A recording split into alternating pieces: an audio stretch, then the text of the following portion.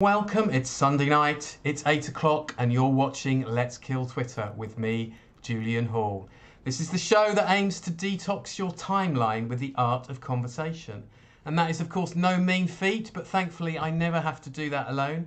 Joining me tonight in the Zoom room are two fabulous comedians, Darren Walsh and Suzy Bennett. And usually at this point I'd be saying, joining me is another fantastic comedian, my co-host Sajila Kershi. But Sajila is en route to work. She would have done this show before working, but I think she's travelling, so she may well drop in. I might let her into the Zoom room. If she does, it's a bonus. Hello, wherever you are, Sajila. Just a little bit of admin before we get started. We're currently streaming across YouTube, Facebook and Twitch. Please do give us a subscribe on YouTube. That's where all our previous shows and episodes and clips are, so that's crucial. And of course the other no-brainer is to please follow us on Twitter at LKTZoom. We engage solely through Twitter with our audience tonight as we go live, so that is the place to be. And then for the rest of the time we'll be posting clips of previous shows, news of the next show, and just generally posting tweets that we find funny or interesting, or hopefully both. So without too much further ado, I want to introduce briefly Suzy and Darren. Suzy Bennett is voice of the Plymouth Trails tour app and was recently named as one of the 50 coolest people from Plymouth by the Evening Herald. She was a winner of the Funny Women Award and has been a tour support for Russell Kane. Punslinger Darren Walsh, meanwhile, was the UK's first ever pun champion. He won Dave's Funniest Joke of the Fringe in 2015. He was in amongst the top 10 again in 2018, and in 2019 won Best Joke at the Leicester Comedy Festival. Please welcome to the Zoom room, Darren Walsh and Suzy Bennett. Hello! Hello, guys. Hi. How are you? Yeah, not bad. Not bad. Now we've established that all of us are feeling slightly below par this evening, so we're going to ramp up that energy. I'm going to kick off as I normally do by just sort of getting into the meat of it. Is how both of you feel about Twitter. Now start with Suzy, because Suzy, you've been on the show before, and I'm not sure how much we wrestled. Your connection seems better this time, by the way. I'm not sure how much we kind of got into how much you kind of engage with Twitter, whether you still fear it, whether you actually quite enjoy it. How would you characterise your engagement? Hi, Julian. Well, the last time I was in my boyfriend's house and he kept bringing me drinks. I don't know if you remember. I do remember. And by the end of the show, I was quite drunk. So I don't really remember that much of it. I remember having a good old chat with you. But I haven't been on Twitter much this week. I've been quite busy and sort of been trying to stay away from my phone. I like to look at other people's funnies, to be honest. And every morning, I always look at what's trending to see what's going on. So see who's died. See what Prince Andrew's done now, that kind of thing. So I always have a look every morning. That's like my morning paper. So I always see what's on. And if there's something exciting, I'll click on it. But I have been a bit rubbish, to be honest. But I'm better at Twitter than I am at Instagram. So I'm still struggling with that. That's what I like to hear. I've got my teenage niece telling me, oh, you should do that on Instagram. You're a bit quiet. And so I'm a bit about. I'm so glad to hear that. I just can't help being a sort of Twitter boy at heart, really. I just, I can see the appeal of Insta, but I don't know. Keep it real, I say. So that, that's good. I mean, that sort of daily morning routine is obviously very important. Have you got any particular kind of tweeters that you follow? Any favourites? Oh, favourites. Suze Kempner for sure. She's been quite prolific in the last couple of weeks doing her Nadine Dorries videos.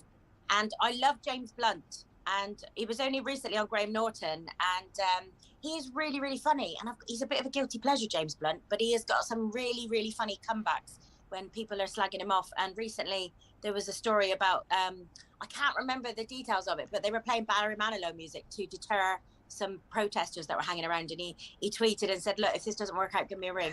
So he's always really self-deprecating, but he is really sharp, right, really witty. I think that was the anti-mandate protesters in New Zealand, and they were trying to clear them. I'm not ready for politics. I just see, No, well, the principle of bad music to clear them, essentially. Yeah, he's a very self-effacing gentleman. Is James Blunt, I have to say, quite incredible. So Darren, obviously as a one-liner merchant, Twitter is awash with one-liner merchants. I mean, one of the fantastic things about Twitter is that it is it's where non-comedians can often sort of strike gold and just come up with like incredible jokes that go viral. Is that exciting, or is that actually really quite annoying?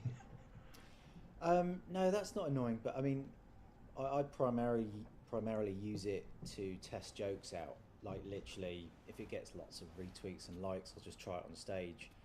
But I think the thing that does annoy me is there are people who just copy and paste your jokes and sell them in joke books, which is quite frustrating. Do we still have such a beast as joke books? Do you actually mean in print? Yeah, Jeez. yeah. I mean, there are accounts that have just amassed like millions of followers, and then every Christmas they'll just put them all in a book. God. So yeah, I think it's quite a lucrative dark art, really. But yeah, no, I mean that's the only side of it that is annoying. Yeah, aside from that, I do like seeing random observations go viral, and specifically from non-comedians. When you're workshopping a joke, because I remember talking years and years ago, Tin and Duyeb did the Twitter Comedy Club, and this was like so long ago now, but we were talking, I think, in the article that we did around it, about workshopping a joke and how that actually goes, and like the rough form of it might go on Twitter, but at that stage it was very much the finished form doesn't necessarily go on Twitter. You will go into a sort of a live show. Is that still the sort of rule of thumb? It's more or less finished when I tweet it. I mean, what I like about it is it's a way of copywriting your joke as well, if you know what I mean. Yeah. You're kind of putting them all in a ledger. So, I mean, really, I remember, I think Russell Kane said he's got an app that deletes his tweets after 6 months or something. Yeah, that's right. I mean, I'd like to do that, but I like the idea of having all the jokes I've tweeted sort of online, if you know what I mean. Yeah. In the cloud. Yeah. Yeah, 'cause you've got a record that you said it first then, when the date. Yeah. And, Yeah. Or you can follow it up, with a topper 6 years later or something like that. So Suzy, do you find that useful for the same reasons then? Yeah, a cousin of mine, I did this joke, and it wasn't really a joke. It was something that happened. I mean, Julia would know about this, but a muslin cloth that we use this hot cleanser, and you have to make the cloth really hot and then put it on your face to take it off. And I decided to cut out the middleman. I was being lazy, and I just went in the shower and put the cloth over my face and almost waterboarded myself. And I think it was about 7 years ago, I tweeted it, said I almost waterboarded myself with a muslin cloth. And then a cousin of mine on Facebook about a couple of months ago said, oh God, I nearly waterboarded myself. And I went, oh, I've done that. And then I showed her the tweet. And she was like, oh God, I never saw that you did that. So it was like, yeah, I said that it was a real thing. But yeah, there are a couple of comedians that are in legal battles at the moment with someone stealing someone's material and doing it online. And the other person has got the actual the video that they're on. Yeah, so it's a good bit of evidence of that you said it first. But I know what Darren's saying about the joke book thing, because there was the famous Keith Chegwin situation a few years ago. I'm sure you remember. Yeah. One of my jokes was in his app. He sold it up, didn't he? Yeah. So, that's right. Yeah.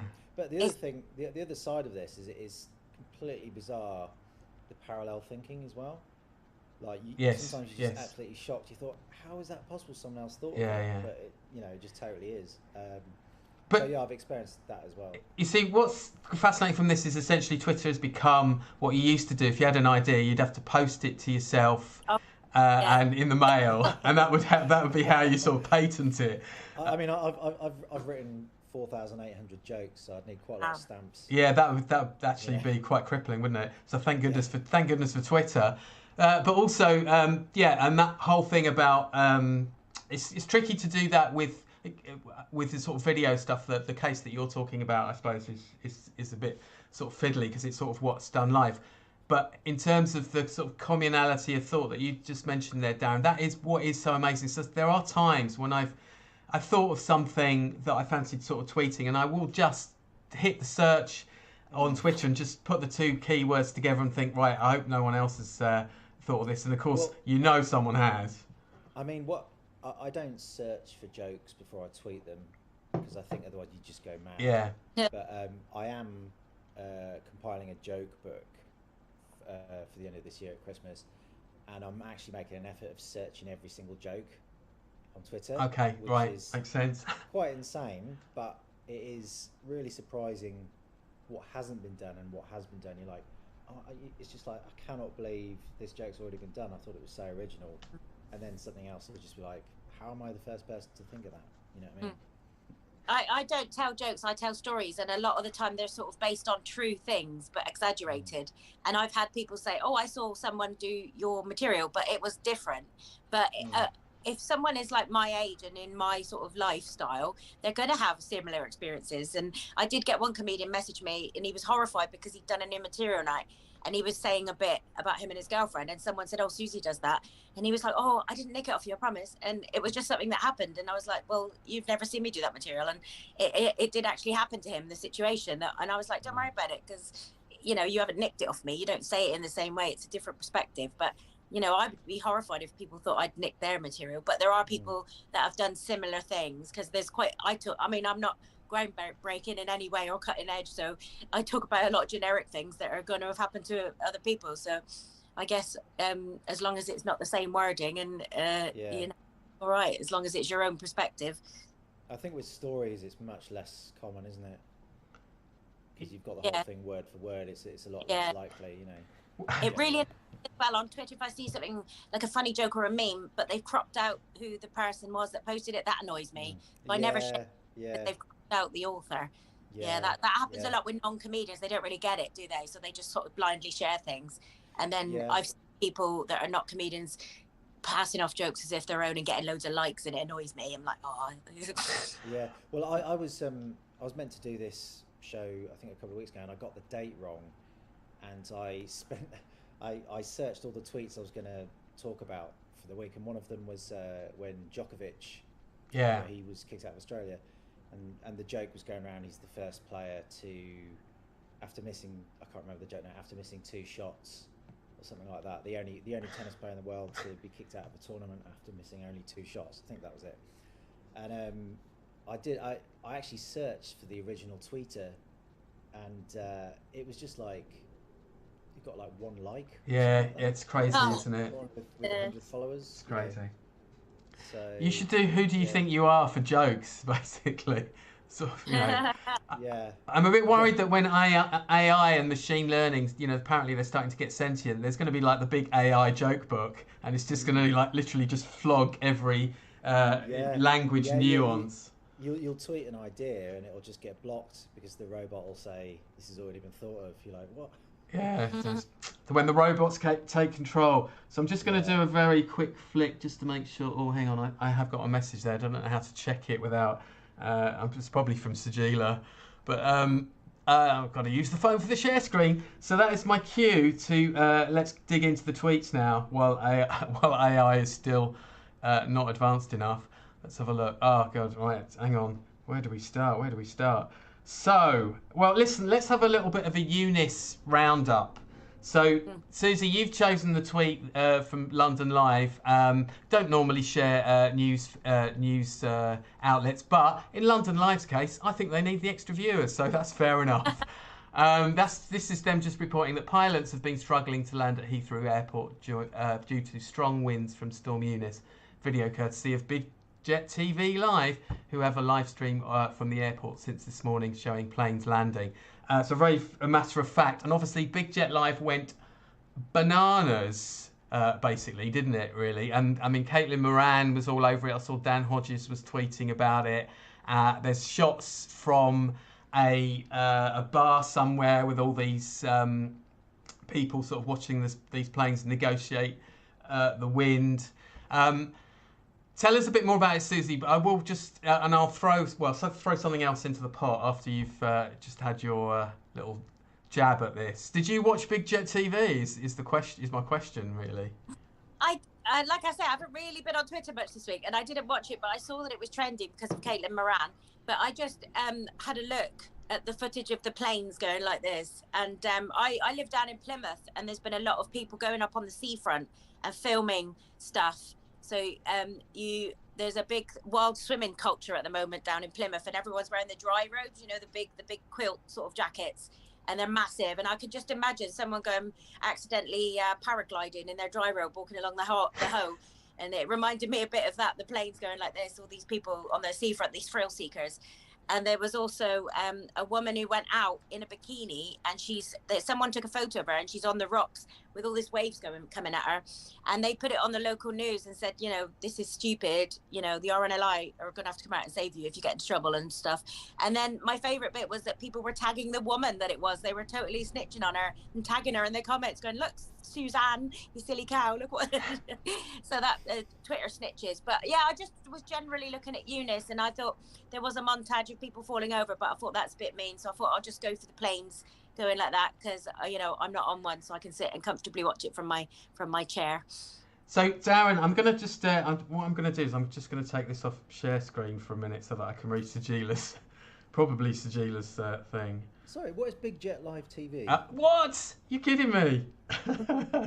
Does this pass you by? Right. Yeah. Okay. So Big Jet Live TV is basically. Hang on a second. I'm just gonna try and share screen back. Is a YouTube channel where jets. It's basically like the train spotting version of YouTube, where our planes are taking off. And hang on a minute, I'm trying not to give away too much of my. There we go. We're back in the room. So it's basically sort of the hardcore kind of plane fans essentially. Right. And it's how can I put this? It's it got big obviously because of the whole Storm stuff. But there is a slightly ghoulish, as Martin, our big fan, will hopefully bear out. It did get a bit sort of weird because there is something slightly ghoulish about that. Because checking Sagila's thing as slightly out of sync. So if we're back in the room and you noticed there was a slight hiatus, apologies for that. But we're just going over the whole Big Jet TV Live. So there is an element of slight ghoulishness about this, I think, to some extent, and in terms of actually watching planes land. But as I say, there were a few people sort of tweeting over this, but it wasn't the only Eunice-inspired tweet. Now, is this who's chosen TK's tweet here? Can't remember. Suzy. The cat. Yes. StormEunice will blow over in a minute. Hold on, Kitty. There's got to be cats. We've got to have a cat tweet. We've got to have a cat tweet. Definitely. Oh my God, that's just sort of it's quite painful. That's surely a superimposed. I hope so. I hope so. So it's very realistic. Like, it looks real, doesn't it? It does look extremely real, I have to say. Zoom in on the cat's face. It's the beveling of the cat. Like, there's a lot of attention to detail there. So just to sort of, so we were talking about, Suzy, you were talking about the compilation, weren't you? About people sort of, where is that? See if I can find it now. It was the compilation of, here it is, I hope. People, yeah, here it is. So a few people have posted this video.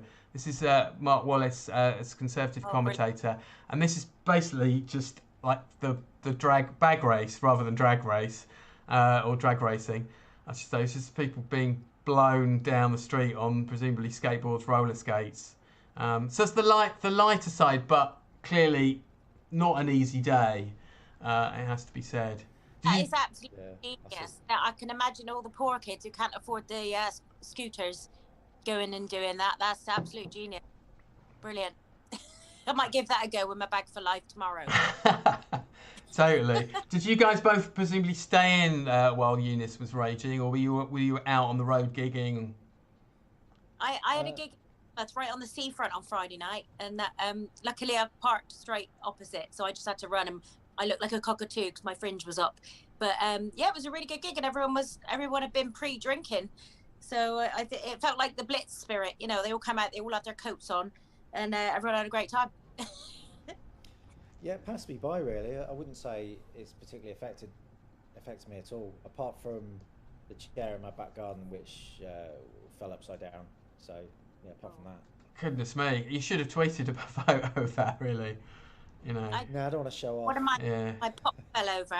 A pot in the garden fell over, and it cracked, and I took a picture and sent it to my friend saying, I shall rebuild. So that was as dramatic as it got. Another storm due. Martin says another storm due tomorrow. It's Storm Franklin. Oh, fantastic. Yeah, actually, it does get a bit dicey in the morning tomorrow.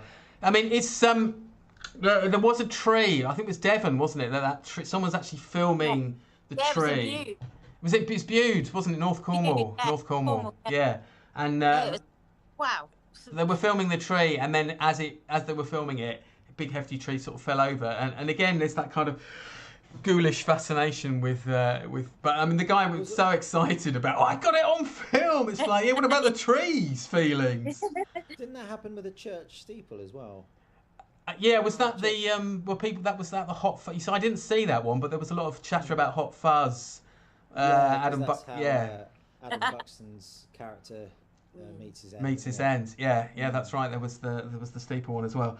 So let's just check. I think. Oh well, there you go. That was the other one. Just to show you how crazy it was on Friday, wasn't it? There's a tweet here from Peter Campbell. UK Twitter right now. He's using the head turning meme. Not seen that one for a while.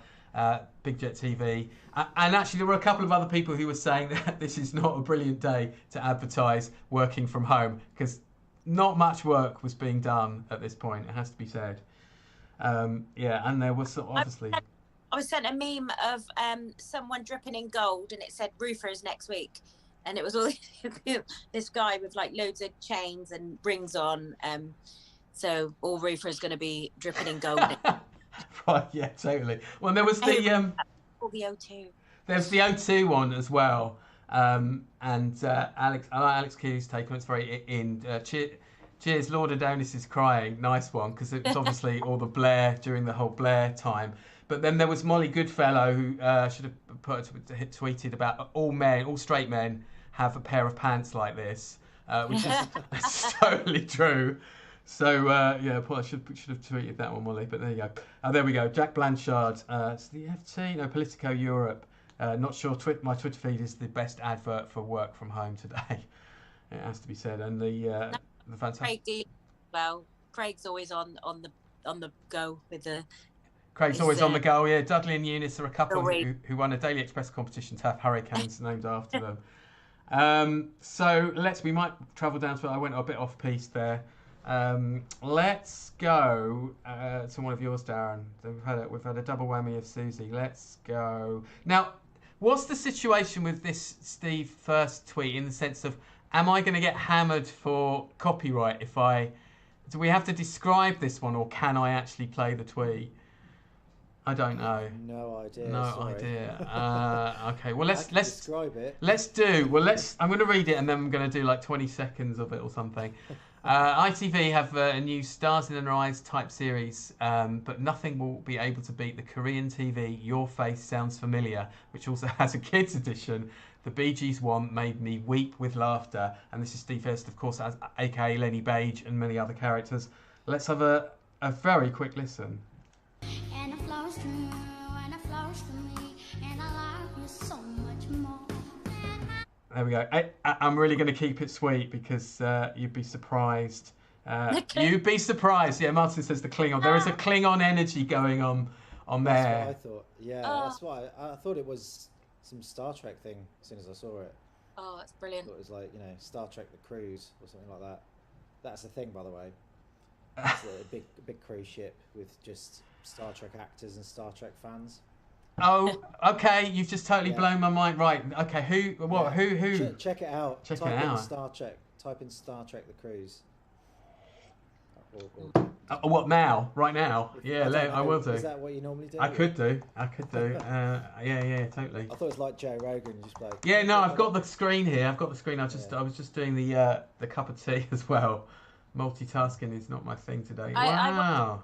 I once did a gig for a convention, and there was lots of Star Trek people there and Doctor Who people, and it was Antonio Fargas was there, Tuggy Bear, and he said, "Hey, I'm doing Panto. Come to my Panto." And he gave me his email. I never emailed him. I should have done. But the year before, they had Norman Lovett out of Red Dwarf, and then they had me, and I thought, I think they've booked the wrong person, because I'd never just said, I'm just like, but you're the voice of the voice of the Plymouth Guide app. Voice of the Plymouth Trails. I wasn't at the time though. I wasn't making much money my voice at that point. Oh, okay. So I'm trying to get details of the 2022 cruise, but it's to be confirmed. But we had some pretty big names on board then. Yeah, I mean, they're all just Star Trek actors, basically. I think if you're in the show, it's a lucrative way to totally keep the money coming in, you know. It's like one of those things that what's that Alan Rickman film, Star Quest? It's got that sort of feel to it somehow.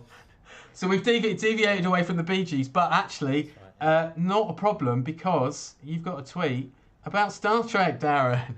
That's what leads me conveniently on to this bit. Yeah, I mean, I'm a Star Trek fan, and you know, J.J. Abrams took over the franchise, which I think essentially was just an audition to do Star Wars, because I don't think he was known as a Star Trek fan. He was more of a Star Wars fan. But anyway, I mean, this is a very contentious point between Star Trek fans, but I think he's sort of him and his company, they need to sort of get their claws out of the whole franchise. I think it's just they've just signed another 5-year deal to make all the TV series and stuff like that, but it's just not working. And I mean, this is an example. Quentin Tarantino was interested in directing like one of the films, which would have been amazing, and somehow they let that fizzle out. So that's quite. So let me just read the tweet from Variety, which is Tarantino revealed in December 2019 that he was steering away from directing the Trek movie. A final blow arrived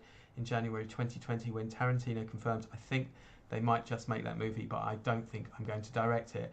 And I mean, in your, it might sound like a silly question. Is that a loss in your mind?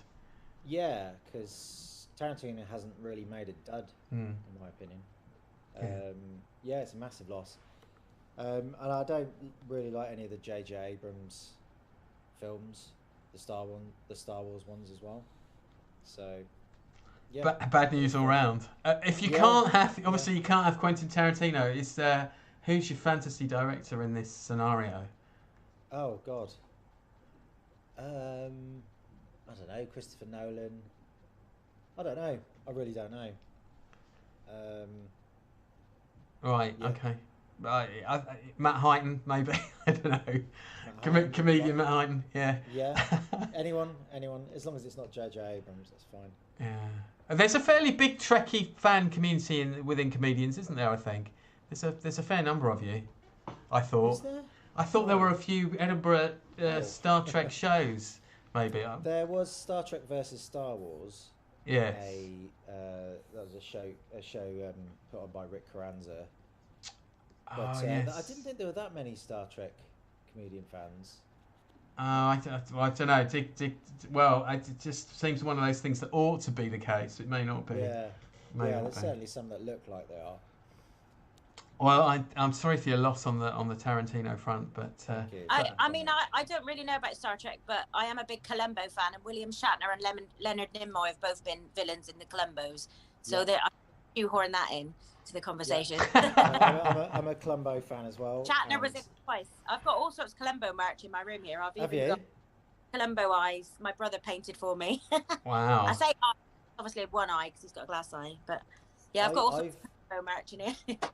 I've been watching every single episode, like from the first one, and grading them all on IMDb. Yeah. I think I'm up to season 4. Season 9 and 10 are like, ooh. Oh really? Really? Yeah. Yeah. Sort of like. And then it's they're not the ones I read. But yeah, the Shatner and Nimoy ones are good episodes, definitely. There's 2 Shatners. There's one where he plays a TV actor who plays a detective, and then there's another one which is a bit later on, and he's got a hilarious moustache, and I swear they do it differently in all the scenes. I swear it was on the set joke, because it moves about, and then it's thicker, and then it's more wonky, and it's very funny. I think the best Colombo villain is Robert Colt. Oh yeah. He's been in 2 episodes, and they're both like 10 out of 10 episodes. And Jack Cassidy as well was in a few. Who, sorry? Jack Cassidy. Oh, okay. Who's that? I've only rewatched the one where he's the magician, and he goes under the stage because he's pretending to be in a in a trunk, and he goes under the stage and pretends to be, and goes and shoots the guy, and then comes back, and Colombo has to prove how he was managing to, I think I remember that. Yeah. I tell you, we're this. going down Colombo Road now. what's how many seasons are there? I think it's I can 10. tell you. Right. I can tell you. And how many episodes in each season? Because it seems to go on for 100 years, but. Overall, I happen to know overall there are 69 episodes. I remember that. All right. Okay. But, they're all like movies within themselves. They're all like an hour and a half long, and they're always on Saturdays and Sundays on like Channel 5 USA or IT. Here we go. Always Martin's been doing his homework. It's the William Shatner bit. Wow, that's there it is. no expense spared on that moustache. Flipping heck. Perfect villain. Oh my word. 13 seasons, believe it or not. And you know the Leonard Nimoy one, because Leonard Nimoy plays a murderous dentist, and he's the only times that Colombo gets angry, because Colombo usually stays quite light-hearted, but there is one time where he gets really angry because this guy is so arrogant, and Colombo actually stamps on the table with his fist, and he gets angry at him because he's such a horrible character. But yeah, I love watching them all over and over again, and I've even got a painting behind me that's all the Colombo villains, all in cartoon. Oh my god. Mind you, I totally have a passion for various other box sets, so I can totally relate on the fangirling stuff. Well, actually, Suzy, I want to talk about another television program of yesteryear that you loved, which of course is That's Life, and this is one of your own tweets. It's very simply, "Oh, how I miss That's Life."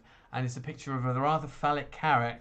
Always, I'm so childish. It's just always funny if something looks like a penis. And we got. I'm trying to eat more veg, and I bought a big thing of carrots, and it was one of those ugly and irregular carrots, where they say they don't look perfect, but they're cheaper. And there he was, and I still haven't had the nerve to peel him and eat him yet. He's still in my fridge. Wow, you're still intact, yeah. Is that some daffodils behind him, or just asparagus? Yeah, I like how it's next to a vase. It's next to a vase of daffs. But I actually, I loved That's Life so much, and I remember there was a tweet I did once, where I was complaining to a company. I can't remember what the company was, but we had such an email exchange. I was like, this would be perfect on That's Life. I can imagine Adrian Mills reading it out in a humorous voice with Esther, because that was one of my favorite things when they used to read out the exchanges that people had when they were complaining about stuff. And I actually sat next to Esther once. I did this NSPCC charity gig, and she was sat next to me, and I was really starstruck. I mean, I totally remember watching it back in the day. I mean, you had Paul Heine. Yeah, Esther Ranson. Who was the? I've forgotten the guy in the chair. Doc Cox. There was Doc Cox as well. Yeah. Christopher, someone that used to be in the chair, a very sort of kind of Noel Coward type figure. I just wish I could remember his name, but it was a great show. It's a good show. General people on the street, the old, Cyril Fletcher. Yeah, and just brilliant. Little old ladies in the street giving their comments on things. It's comedy gold. It was good. I have to say, it was good. Now, weirdly, what I thought I would do with that tweet, I would go to the next tweet. Just rests so perfectly in the next tweet. Cat from phalluses to hands, and this is go on. Can't ignore Valentine's Day, so can't ignore that. That's happened. Well, we could try. Is a shout out to all the singles. This is a big shout out to all the singles from Darren at Dazzle's Official. Happy Valentine's Day to this one, EXO, and a picture of what I assume is his right hand. I'm guessing. I mean, you should have a big hand for self-love, really, shouldn't we? On Valentine's Day, it's got to be said. The unsung heroes. I'd say. Definitely. Well, when was that? Valentine's was still within range, wasn't it? It was the 14th. So it's only 6 days ago. Goodness me. Yes. Did anyone do anything special for Valentine's Day? My boyfriend was coming round, and I was going to cook. And then about half an hour before he came round, I said, "Oh, can you bring KFC? I can't be bothered to cook." And he arrived at the door with a big bunch of flowers in one hand and a bucket of KFC in the next one. And I thought, yes, this is why you're my perfect man. And we just watched telly, really. Just nothing really exciting. We just watched telly, and that was it. We ordered a curry and watched the final season, the finale of Cobra Kai, which is really good. Ah, okay. Yeah, I've quite enjoyed that. Final season. We're still halfway through it. We're not watching it without each other. The season finale. Sorry, yeah. Yeah. That's been still quite a long way to go. Yeah, it's been quite amusing, I have to say. Yeah, 80s flashbacks on that one, I have to say. I did buy him a Cobra Kai T-shirt last year when we watched it together with Strike First, Strike Hard, No Mercy on it. And, we love a bit of Cobra Kai. Did you didn't sort of do any role play? You know, he was Cobra Kai and you were you know, in our Eagle Fang. Yeah, no, was it Eagle Fang and Inagi Miyagi-Do. Yeah, well, I do a new bit in my stand-up about Cobra Kai and about role-playing, but I don't want to give away the punchlines. But it is something to do with wax on, wax off, so I'll leave you with that. Yeah, leave us to our carrot-like imagination on that one. Okay, brilliant. Right, Darren, let's choose your tweet here as well. We need to know carrots to tomatoes, in fact. Oh, we might get our 5 a day out of it. Hang on, I've gone past it. Yeah, I think I have, haven't I? There we go. There it is, yeah. So, yeah, I was in Lidl yesterday. No, sorry, Aldi. Other supermarkets are available. Carry on. Right, yeah. And I stood near the tinned tomato section, and it just occurred to me that when you think you're buying chopped tomatoes, you get them home and it's peeled plum, and you have to chop them up. I just thought, no one deliberately buys peeled plum tomatoes, but as it turns out, I've been told. If you look at the replies to this tweet, it's just ridiculous. I had to mute it. Can I just say I am a peeled plum buyer? Right, because there you go. I like the full ones on toast, but I do buy the chopped ones for spag bowl, even though people have them on toast. Yeah. I understand your logic, but I like them for toast. Well, I didn't know people had them on toast until I tweeted this. Wow. Well, let's just put. Apparently, peeled plums are fresher because they're the nicer tomatoes. That's right. Yeah. Well, let's just put it into context. The original tweet from your account, which is at Darren Walsh Puns. No one has ever bought a tin of peeled plum tomatoes deliberately. They are designed to look the same as chopped tomatoes in order to trick you. So the backlash. Martin Orchard, I have a curry recipe that instructs you to use peeled plum tomatoes, but then crush them in your fist, which feels like they took money from Big Plum. Yeah, I believe anyone with the surname Orchard was your reply. Fair enough. Yeah, there's much more. Oh, I bet there are. Go on. More visceral. Visceral ones. Okay. Any particular favourites? Nah, there's I don't know how many replies. Oh, terrible take. The plum tomatoes are much juicier and tastier. I feel like the chopped ones are made from the runts of the crop. Probably just scraped up even off the floor of the factory. So brilliant. So we're finding it. We managed to get down to a culture war essentially.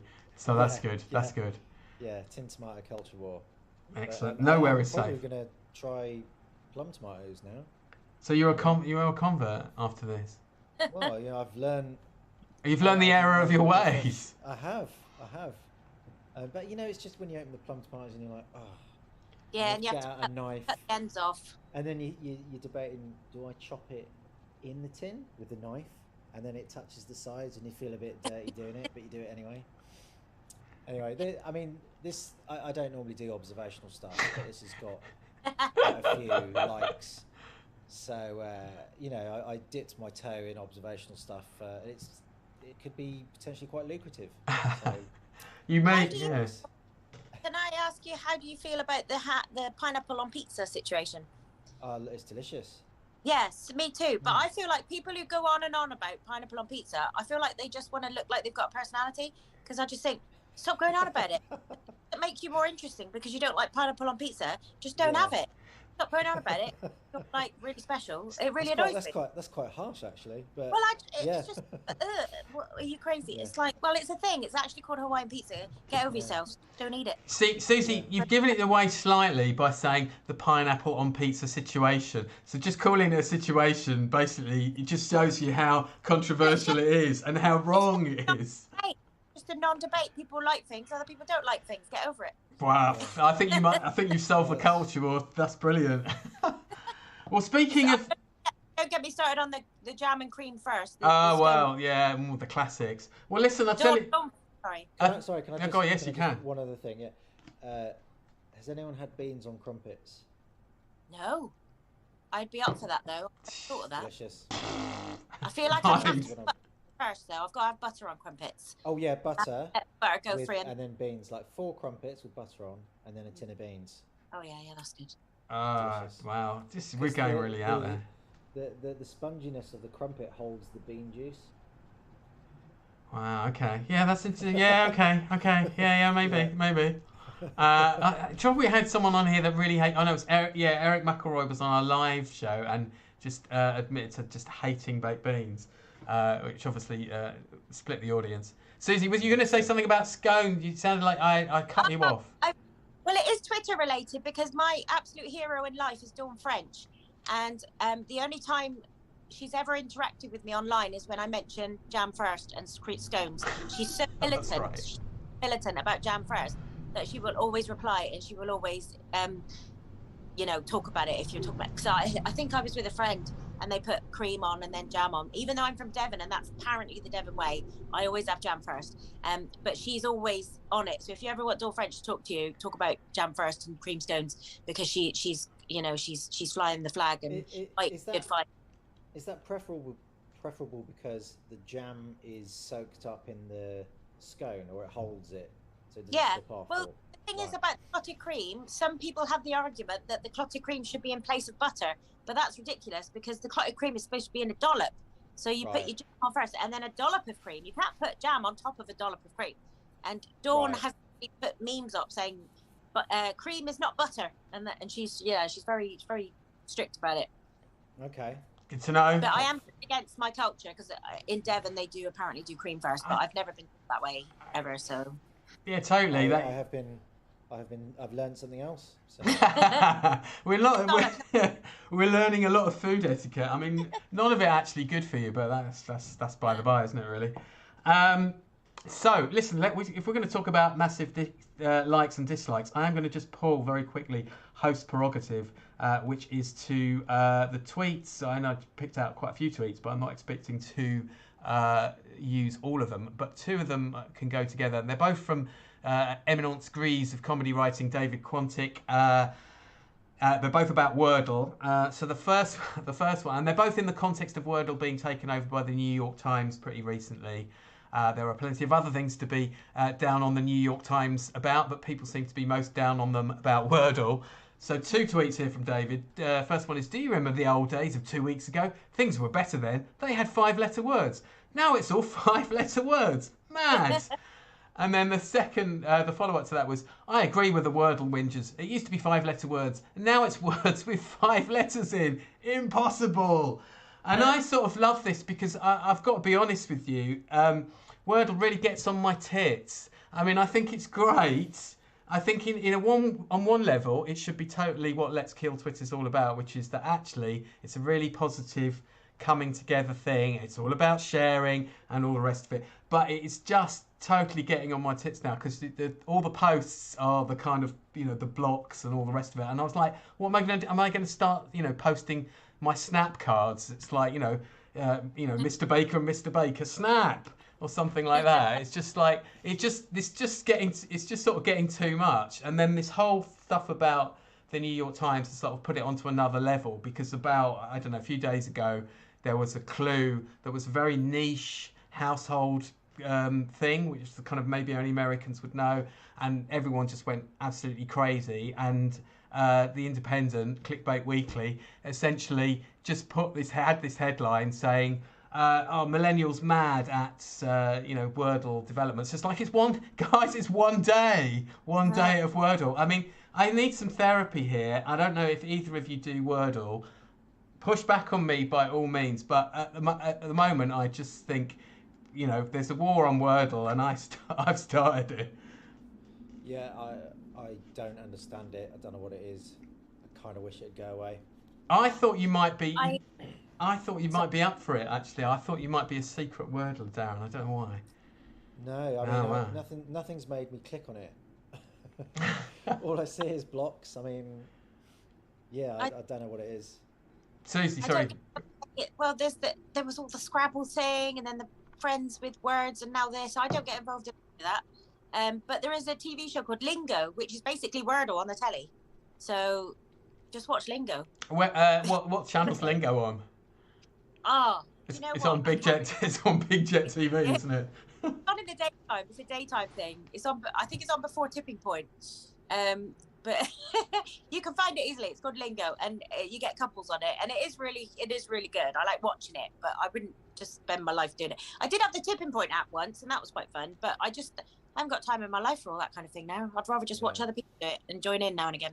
See, it's so weird because I thought, because as comedians, obviously, you're playing with words all the time. So I thought that there might be some appeal in this. And I'm not saying, I don't find the principle unappealing. And I expect there is a kind of excitement in terms of like getting, being able to guess it within a certain amount of tries. But it's just like, it just doesn't translate when people are tweeting their Wordle scores. It's just somehow just sort of. So is this this David Quantick tweet?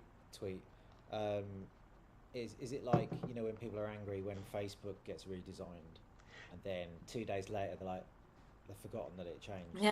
To some extent, yeah. I mean, they just feel that there was a bit of a rumpus when the New York Times took it over. They paid quite a lot of money to the inventor of Wordle for it. And there were worries about, is Wordle going to stay free? So that was the first panic about it, which, I understand to some extent. And then, although I'd love it if people's Wordle scores had to be behind a paywall. Clearly that is the solution. But this is about the direction that some of the clues, the words have been just recently, that they've become slightly niche. So, we'll see. I mean, obviously if it carries on, there'll be a pushback on it. American spellings as well, so that kind of puts me off a bit. I don't know. I'm not sure if that's I only know the case. Someone on the telly the other day, so that's how I got my information. Someone was talking about it and saying that American spellings of things. So I just know that they just put an OR, like flavour would be OR and not OUR. I think if they do another Batman movie, they need to replace the Whittler with the Wordler. I think maybe, I don't know. Maybe we can get Tarantino to direct that one. I don't know. So, host prerogative over. Let's dip back in to your tweets. It's interesting that I discovered the sort of the Wordle agnostics. I didn't realise there were any, to be honest. Let's see. I might be going down too far. Okay, we've had the cats, obviously. We've had. Oh yeah, we're doing quite well actually. Now it's funny. So this is one of. I think Darren, this is one of your tweets. It hardly a week goes by, it seems, without someone picking a tweet from the US, which is sort of about gun culture. Eric Muckle did it recently, and this one's been sort of singled out by R.A. Kovler, writer and analyst, and it's a picture of presumably a Republican campaign bus, and on the side of it is Jesus, guns, babies as bullet points. But obviously, Jesus, guns, babies, as R.A. points out, is a hell of a campaign slogan. How did you find, what were you doing sort of to find this? I was searching for Jesus and guns and babies, and that just popped up. I think someone just retweeted it. I can't remember now, but yeah. I mean, what can you say? I mean, is that an email signature?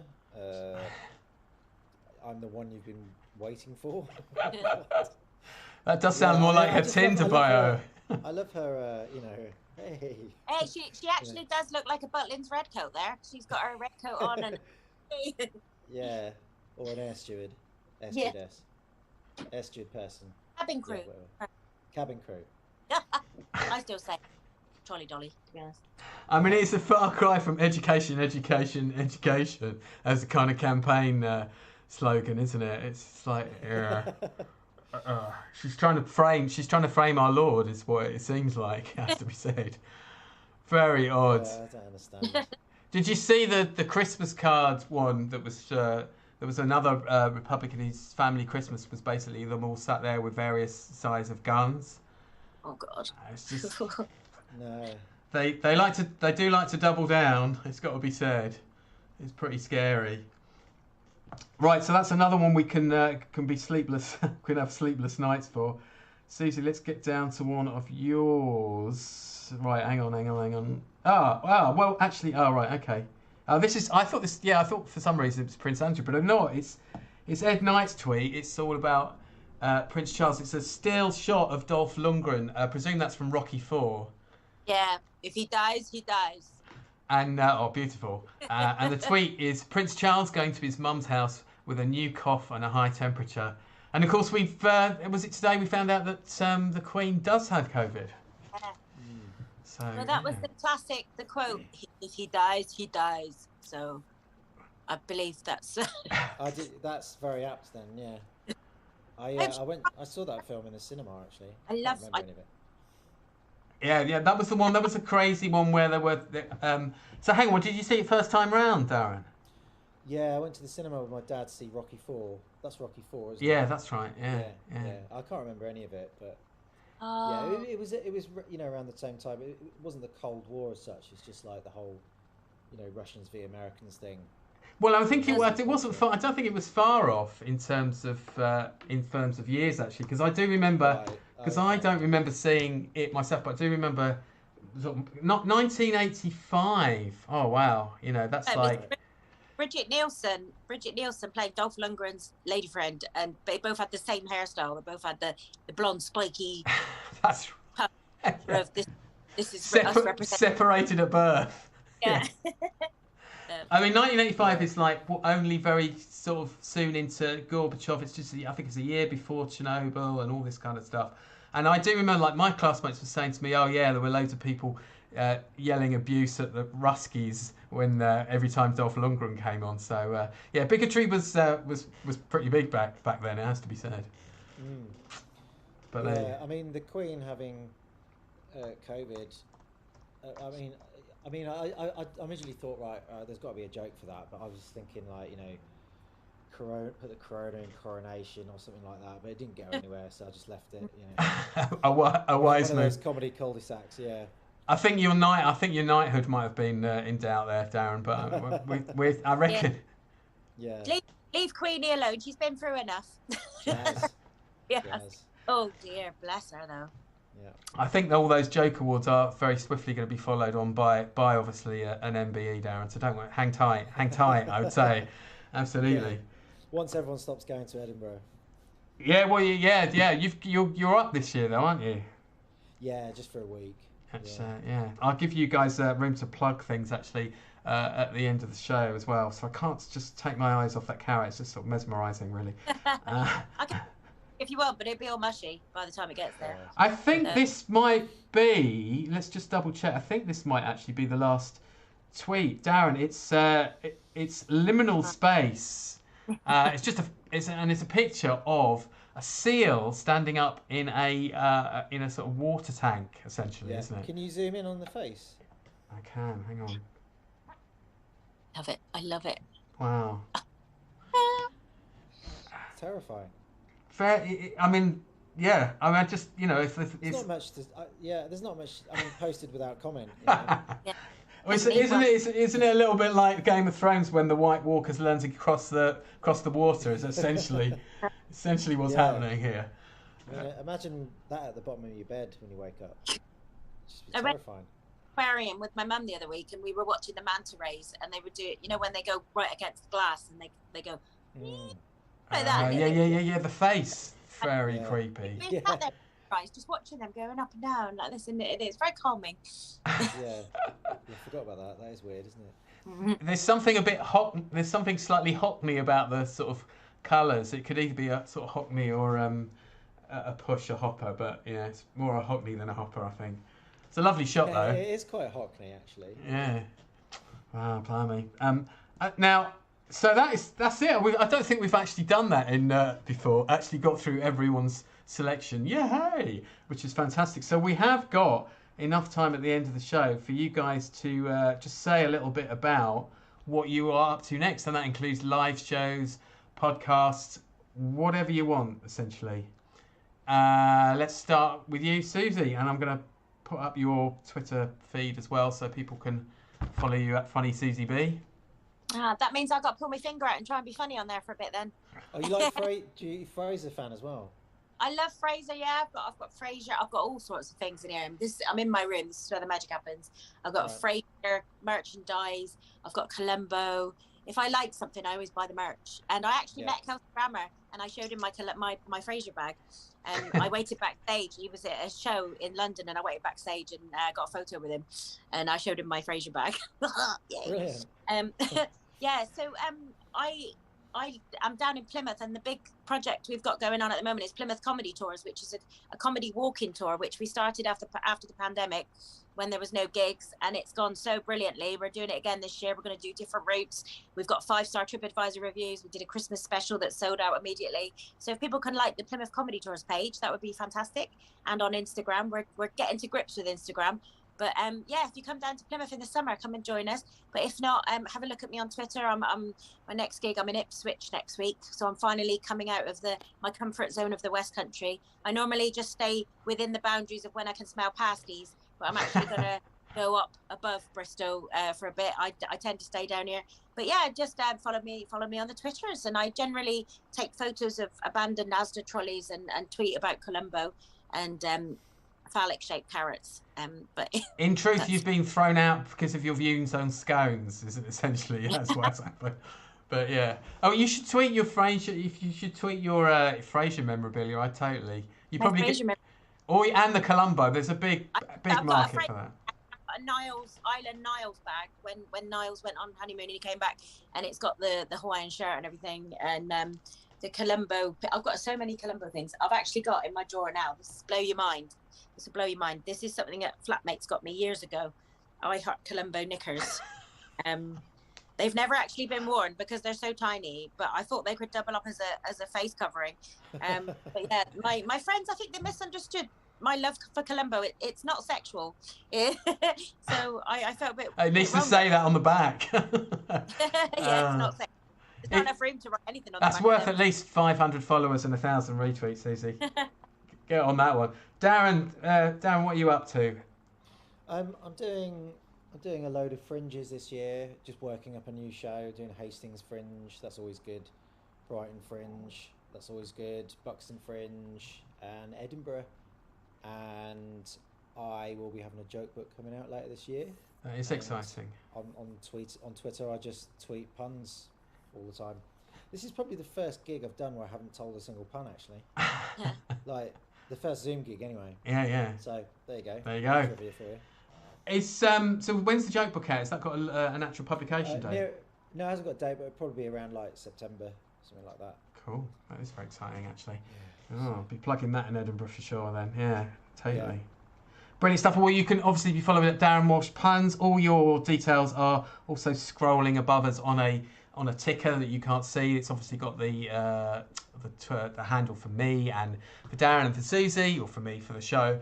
And we will be back next week. I'm just going to say thanks very much to our guests. Hang back briefly in the Zoom room so I can say a proper goodbye in the green room, as it were. But Mimi, just thank you so much for watching us, streamers. It's been fantastic. Sorry about the little outage earlier. I'll know not to check my WhatsApp messages while we are actually on the show because it doesn't work.